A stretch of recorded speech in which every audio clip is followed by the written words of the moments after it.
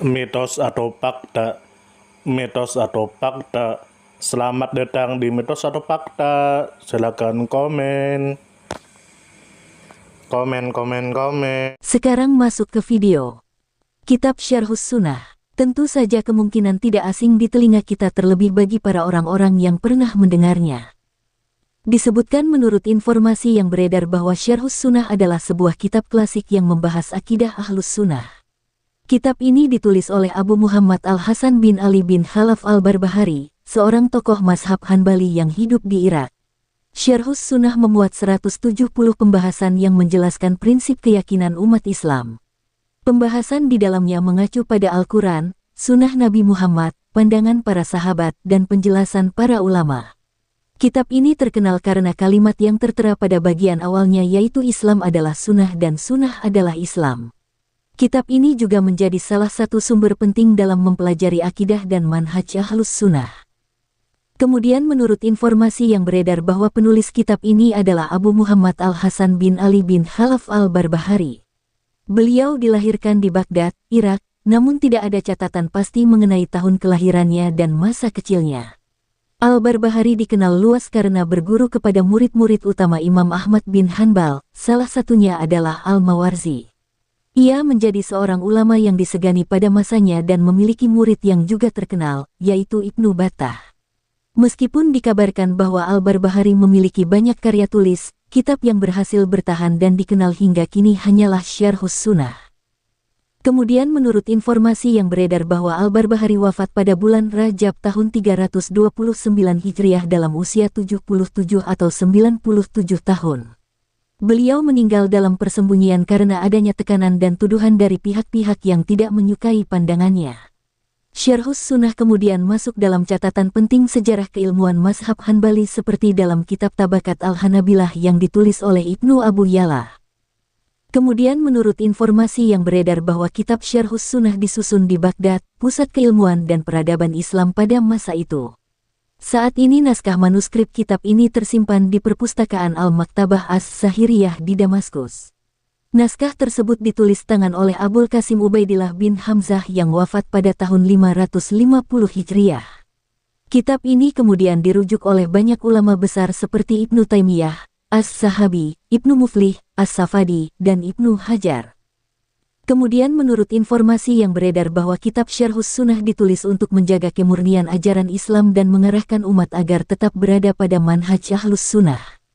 Pada masa itu muncul banyak aliran dan sekte yang memiliki pandangan berbeda, sehingga Al-Barbahari menulis kitab ini sebagai pedoman bagi umat Islam agar memahami keyakinan yang benar berdasarkan Al-Quran, Sunnah, dan penjelasan para sahabat. Pandangan tegas Al-Barbahari terhadap kelompok yang dianggap menyimpang membuatnya sering dituduh dan bahkan dikejar untuk ditangkap. Hal ini menunjukkan betapa pentingnya kitab ini dalam menjaga kesatuan dan kemurnian akidah. Kemudian menurut informasi yang beredar bahwa kitab Syarhus Sunnah disusun dengan sistematis melalui 170 poin pembahasan yang memuat berbagai aspek keyakinan. Setiap pembahasan dilengkapi dengan dalil yang bersumber dari Al-Quran, Sunnah Nabi Muhammad, dan pandangan para ulama terdahulu. Penyebaran kitab ini dilakukan melalui murid-murid Al-Barbahari dan kemudian ditulis ulang oleh generasi berikutnya. Meskipun demikian, terdapat perdebatan mengenai keaslian kitab ini karena ada tuduhan bahwa kitab ini dipalsukan oleh seorang pemalsu hadis bernama Gulam Khalil. Tuduhan ini muncul karena adanya naskah yang menyebut nama Gulam Khalil sebagai narasumber tanpa menyebutkan nama Al-Barbahari. Kitab Syarhus Sunnah memiliki posisi penting dalam sejarah perkembangan pemikiran Islam, khususnya dalam mazhab Hanbali. Dalam catatan sejarah, kitab ini tercatat dalam karya Tabakat Al-Hanabilah milik Ibnu Abu Ya'la. Selain itu, ulama besar seperti Ibnu Taimiyah dalam kitab Bughyatul Murtad dan As-Sahabi dalam kitab Al-Ulu dan Tarikh Al-Islam mengakui kitab ini sebagai karya Al-Barbahari. Kitab ini juga dibahas dalam karya-karya lain seperti Siyar Alamin Nubala, Al-Furu, Al-Adab As-Syariah, Al-Wafi bil Wafayat, Fathul Bari, dan Syadaraat As-Zahab. Namun, adanya tuduhan pemalsuan membuat sebagian pihak meragukan keaslian kitab ini. Tuduhan tersebut didasarkan pada keberadaan naskah yang menyebut Gulam Khalil, seorang yang dikenal sebagai pemalsu hadis, tanpa mencantumkan nama Al-Barbahari. Hal ini menimbulkan perbedaan pendapat di kalangan ulama dan peneliti. Dari sisi positif, kitab ini memberikan panduan yang jelas mengenai akidah yang bersumber dari Al-Quran dan Sunnah sehingga dapat menjadi pegangan bagi umat Islam dalam memahami ajaran yang benar. Dari sisi negatif, sikap tegas yang ditunjukkan dalam kitab ini dapat menimbulkan perpecahan jika tidak dipahami dengan bijaksana. Kitab ini juga menjadi bukti sejarah tentang bagaimana umat Islam pada masa lalu menghadapi tantangan perbedaan pemikiran dan bagaimana ulama berupaya menjaga kemurnian ajaran Islam. Dari kisah Al-Barbahari dan kitab Syarhus Sunnah, dapat diambil pelajaran bahwa menjaga kemurnian ajaran dan keyakinan memerlukan keteguhan hati, keberanian, dan ilmu yang mendalam. Perbedaan pandangan adalah hal yang wajar, namun harus disikapi dengan sikap bijaksana dan tetap berpegang pada kebenaran. Selain itu, karya ilmiah yang disusun dengan penuh tanggung jawab dapat menjadi warisan berharga bagi generasi berikutnya. Pandangan positif terhadap Al-Barbahari adalah ia seorang ulama yang berusaha menjaga kemurnian ajaran Islam dan memberikan pedoman yang jelas bagi umat. Ia juga dikenal memiliki ilmu yang luas dan keberanian dalam menyuarakan kebenaran. Pandangan negatifnya adalah sikapnya yang sangat tegas seringkali dianggap terlalu keras, sehingga menimbulkan permusuhan dan ketidaksetujuan dari pihak lain. Tuduhan pemalsuan terhadap kitab Syarhus Sunnah juga menjadi salah satu hal yang memengaruhi pandangan negatif sebagian orang.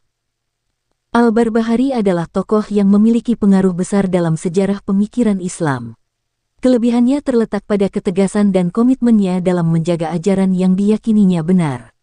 Namun, ketegasan yang berlebihan dapat memicu konflik dan perpecahan. Saran yang membangun adalah agar dalam menyampaikan kebenaran dilakukan dengan cara yang lebih lembut dan bijaksana, sehingga pesan yang disampaikan dapat diterima dengan baik oleh berbagai kalangan. Untuk umat Islam masa kini, kitab Syarhus Sunnah dapat dijadikan bahan pembelajaran sejarah dan pemahaman akidah, namun harus dipelajari dengan bimbingan yang tepat agar tidak menimbulkan kesalahpahaman. Sumber referensi Google Chrome dan ChatGPT.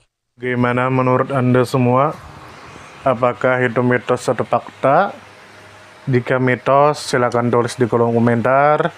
Dan jika fakta, silakan tulis di kolom komentar. Karena kita tahu bahwasanya mitos itu adalah cerita yang dipercaya sebagai hasil imajinasi dan kebenarannya tidak dapat dibuktikan. Sedangkan fakta adalah suatu peristiwa atau keadaan yang benar-benar terjadi dan dapat dibuktikan. Nah, jadi bagaimana menurut Anda semua? Apakah ini mitos atau fakta? Silakan tulis di kolom komentar.